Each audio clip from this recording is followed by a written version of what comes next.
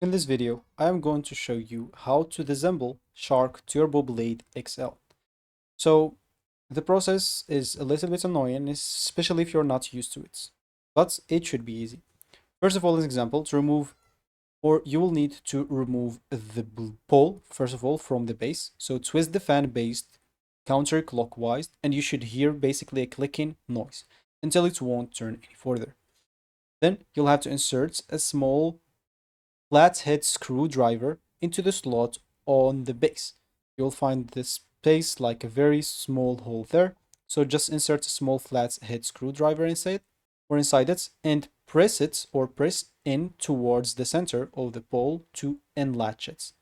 While the clip is unlatched, you can rotate the pole counterclockwise and lift to remove it. This will basically remove the pole from the base.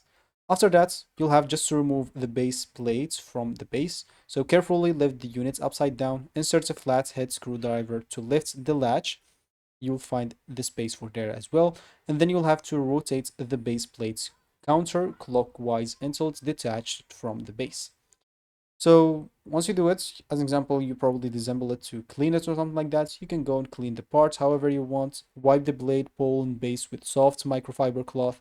Allow all the parts, as an example, to dry completely before reassembling it. Once you want to reassemble it, just go, as an example, and use the assembly stickers to align the base into the base plates. Rotate the base clockwise until it clicks into its place. Then you can use the assembly stickers to align the red arrow printed on the pole with the red arrow printed on the base and twist the pole clockwise to lock it into the base. Then remove the tape after assembly has been completed.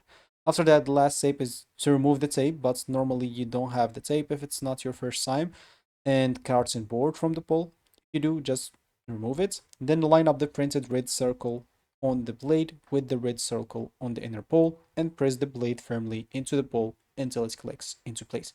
If you want to remove the blades as well while you're disassembling, you'll have to do just the opposite for that. So that would be it for me in this video. I hope you find this helpful. Thank you for watching and goodbye.